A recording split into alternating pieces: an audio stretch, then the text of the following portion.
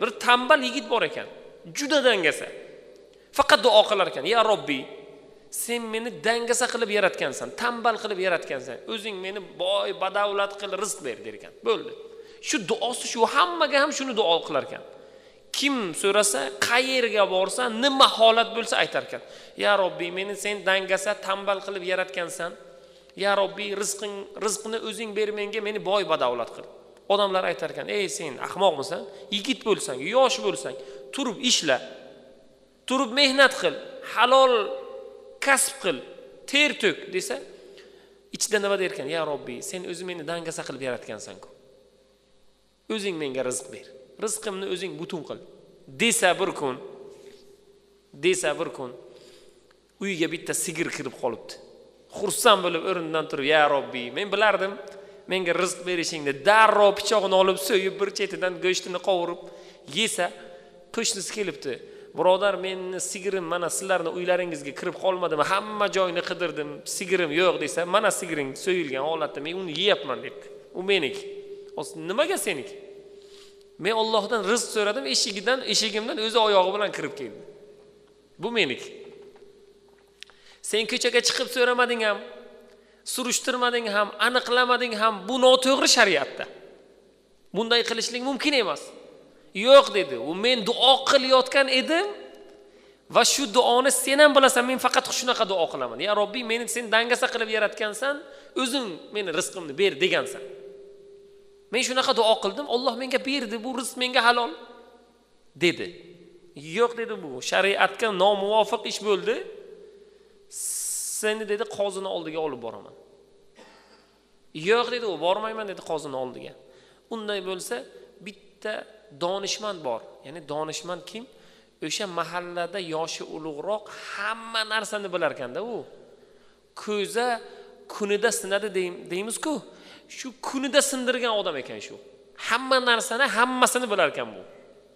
Shuni oldiga boramiz deganda u dangasa yigitga ma'qul bo'libdi, bo'ldi. Qozi endi qattiqroq shariat bilan hukm qiladi, o'shani oldiga boramiz deydi. Boribdilar, holatni qo'shnisi sigir egasi tushuntiribdi. Tushuntirgandan keyin donishmand sigir egasiga aytibdi, "Endi rozi bo'l" debdi. Buni hamma bilamiz, duosi qanaqaligini, o'zi qanaqaligini. Buni o'zi qo'lidan nima ish kelishini bilamiz debdi. "Endi sen rozi bo'l" debdi sigirga. "Yo'q" debdi, "Men rozi emasman, to'lab bersin sigirimni."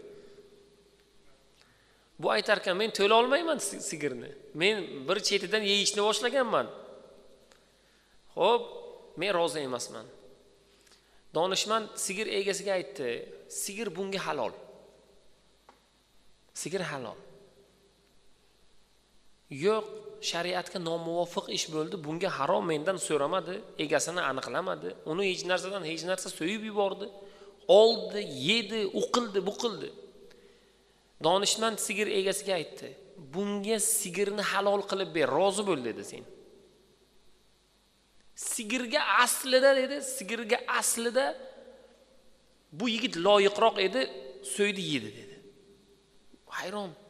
Aslida shariatni tizimi bilan olganda tambal yigit noto'g'ri ish qilyapti, donishmand noto'g'ri hukm chiqaryapti. "Yo'q" dedi, "Men sigirimga rozi emasman." Donishmand unga yana aytdi, "Sen" dedi, "butun sigirlaringni bunga halol qilib ber, qachon xohlasa olsin" dedi bu.